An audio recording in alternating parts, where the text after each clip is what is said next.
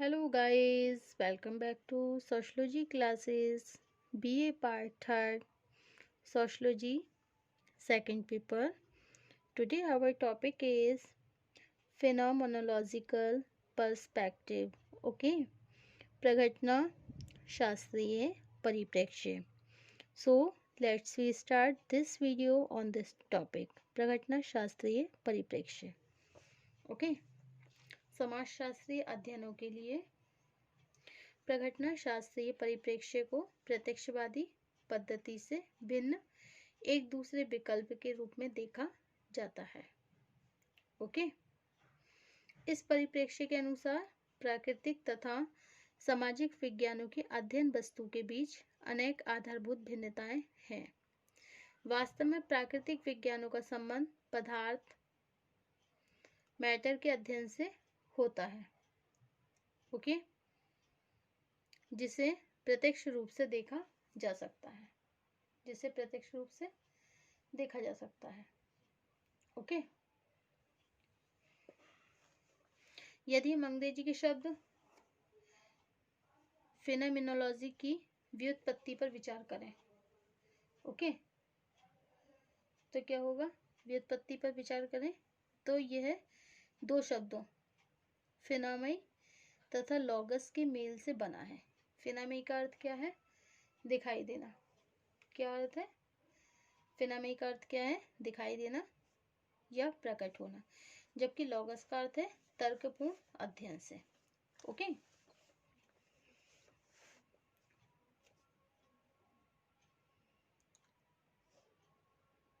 इसका तात्पर्य है कि प्रघटना शास्त्र अध्ययन का वह तरीका है जो विभिन्न घटनाओं से संबंधित अर्थों को तार्किक रूप से प्रकट करता है.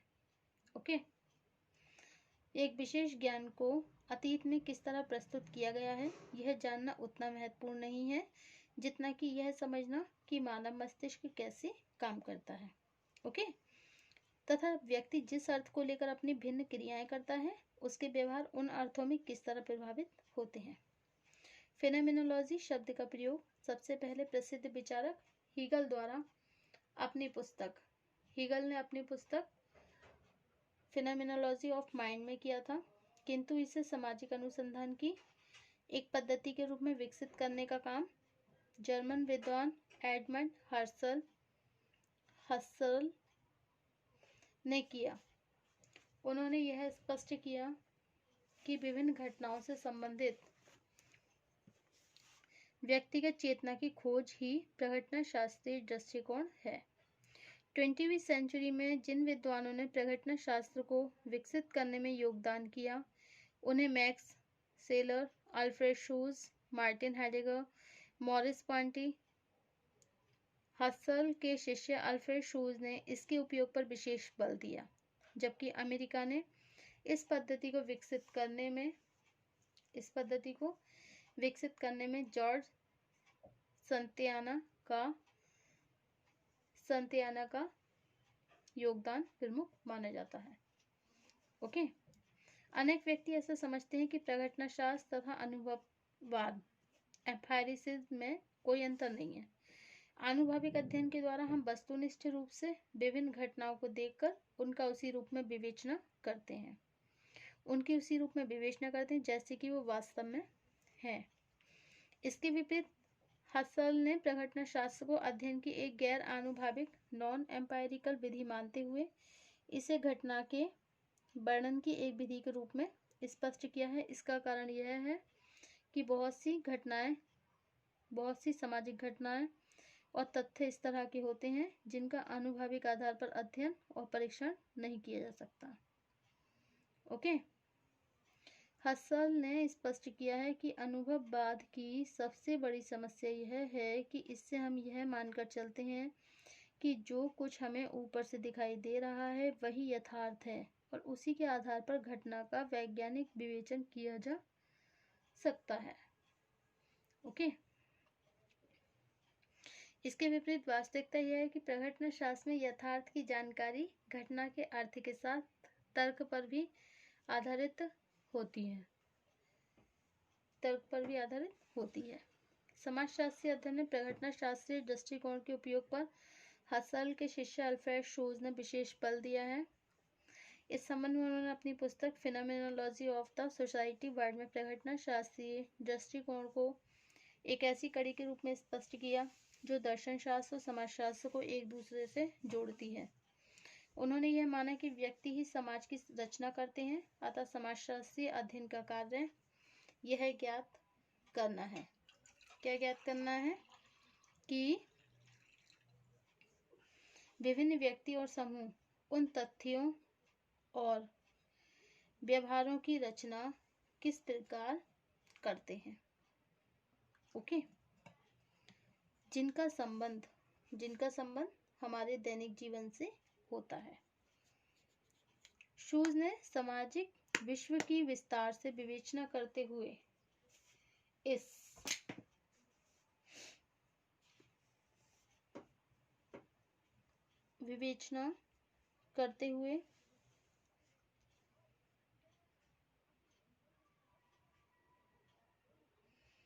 इसे जीवन विश्व वर्ड ऑफ लाइफ का नाम दिया, ओके। उनके अनुसार जीवन विश्व हमारे दैनिक जीवन का संसार है। यही एक ऐसा संसार है जिसमें विभिन्न व्यक्ति सामाजिक यथार्थ की रचना करते हैं, ओके।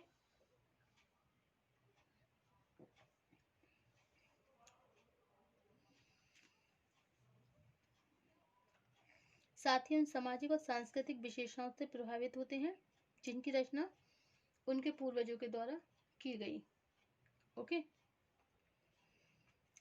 इस जीवन विश्व का अधिकांश हिस्सा कुछ साझे अनुभवों से निर्मित होता है।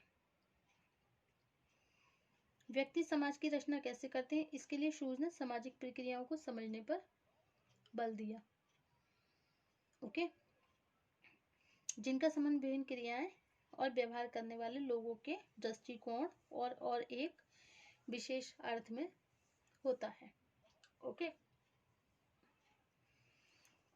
प्रघटनावादी दृष्टिकोण को आगे बढ़ाने में पीटर बर्गर और थॉमस लकमैन ने महत्वपूर्ण भूमिका अदा करी है। उन्होंने अपनी पुस्तक the social construction of reality में प्रघटना शास्त्रीय दृष्टिकोण के बारे में एक सामान्य सिद्धांत प्रस्तुत किया। इस सिद्धांत में उन्होंने सामाजिक क्रिया और सामाजिक संरचना के मौलिक तत्वों को मिलाते हुए यह स्पष्ट किया कि विभिन्न व्यक्ति कुछ विशेष अर्थों के आधार पर जो सामाजिक क्रियाएं करते हैं उन्हीं से सामाजिक संरचना का निर्माण होता है, ओके। अल्फ्रेड शूज के एक शिष्य हैरोल्ड गारफिंकल ने के योगदान को इस दृष्टिकोण से महत्वपूर्ण माना जाता है कि उन्होंने प्रघटना शास्त्र की जगह लोक पद्धति शास्त्र के आधार पर सामाजिक यथार्थ को समझने पर बल दिया।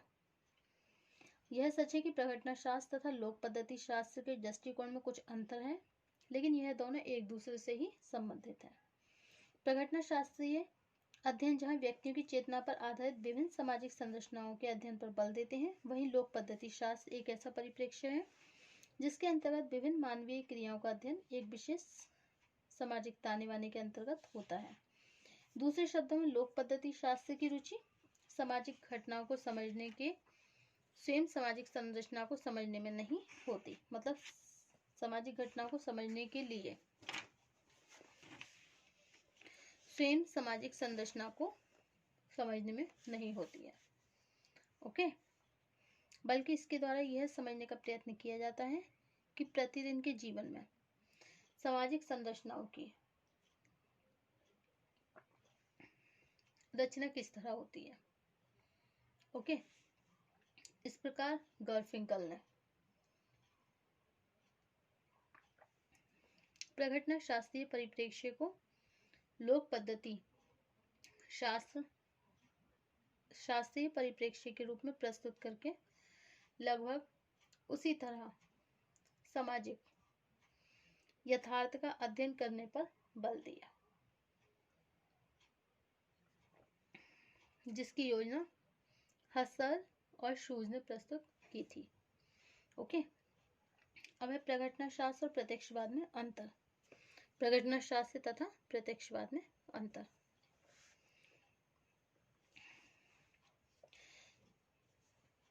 एटकिंसन के अनुसार दुर्खिम ने जिन तथ्यों को आधार मानकर आत्महत्या को एक सामाजिक तथ्य के रूप में प्रस्तुत किया तथा आत्महत्या के विभिन्न रूपों की विवेचना करी, उसे अध्ययन का एक वैज्ञानिक आधार नहीं कहा जा सकता। पहली बात यह कि आत्महत्या की विवेचना के लिए प्रत्यक्षवादी पद्धति से जो सांख्यिकी एकत्रित की गई है उससे आत्महत्या की वास्तविक दर को ज्ञात नहीं किया जा सकता। दुर्खिम ने आत्महत्या से संबंधित विचार 1840 से सन 1870 तक प्राप्त होने वाले आंकड़ों के आधार पर दिए हैं। इसके विपरीत इससे संबंधित विचार सन 1840 से सन 1870 तक प्राप्त होने वाले आंकड़ों के आधार पर दिए। इसके विपरीत यूरोप में 19वीं सेंचुरी के उत्तरार्ध में एक चिकित्सा विज्ञान में ऐसी प्रगति नहीं हो सकी जिसके द्वारा मृत व्यक्ति का समुचित परीक्षण करके यह जाना जा सके कि यह मामला आत्महत्या का है अथवा नहीं। ओके। दूसरी ओर प्रघटना शास्त्रीय परिप्रेक्ष्य के अनुसार हमारा सामाजिक जगत विभिन्न क्रियाओं व्यवहारों के अर्थ से संबंधित होता है। यदि हम एक विशेष व्यवहार तथ्य को नहीं जानते तो प्रघटना शास्त्रीय दृष्टिकोण उसे वस्तुनिष्ठ यथार्थ नहीं मानता। ओके। दुर्खिम ने सामाजिक तथ्यों की वस्तु के रूप में विवेचना करके सामाजिक यथार्थ के रूप को बिगाड़ने का काम किया। यदि आत्महत्या या अपराध जैसी दशाओं को उसे करने वाले लोगों के अर्थ को समझे बिना स्पष्ट करने लगे तो तात्पर्य होगा कि हमारी सामाजिक यथार्थ को स्वयं अपनी इच्छा से स्पष्ट करना चाहते हैं। मतलब हम सामाजिक यथार्थ को, यही वे आधार हैं जो प्रत्यक्षवाद और प्रघटना शास्त्रीय दृष्टिकोण को एक दूसरे से अलग करते हैं। समालोचना।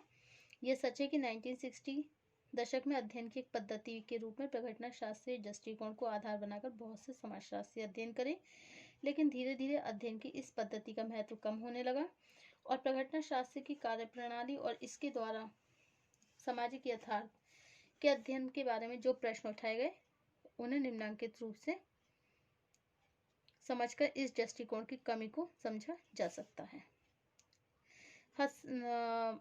ओके। नंबर 1 है, हसल और शूज के विचारों से स्पष्ट नहीं होता कि अध्ययनकर्ता द्वारा जिन घटनाओं का अध्ययन किया जाता है उन घटनाओं की रचना और उत्पत्ति कैसे होती है। नेक्स्ट, हसल ने जीवन विश्व की जो अवधारणा प्रस्तुत करी वह घटनाओं के वास्तविक स्वरूप में हमें मूर्त व्यवहारों की ओर ले जाता है। नेक्स्ट है, प्रघटनावाद को अध्ययन की एक नई विधि के रूप में देखना भी अधिक तर्कसंगत नहीं है। ओके। हार्लॉप्स ने प्रत्यक्षवादी प्रघटना शास्त्रीय पद्धतियों की भिन्नता को स्पष्ट कर सकना एक कठिन कार्य है। व्यवहारिक रूप से समाजशास्त्रीय अनुसंधान का एक बड़ा हिस्सा किसी न किसी रूप में इन दोनों से संबंधित है। ओके। इन दोनों परिप्रेक्ष्यों के अंतर्गत अब अनेक ऐसी पद्धतियों का भी विकास हुआ जिन्हें सामाजिक घटनाओं के अध्ययन के लिए उपयुक्त माना जाता है। Okay. Thank you for watching my YouTube channel. Thank you so much. और हमारा नेक्स्ट चैप्टर होगा चैप्टर 7, अनुसंधान की परिमाणात्मक पद्धति, सामाजिक सर्वेक्षण। Okay, thank you.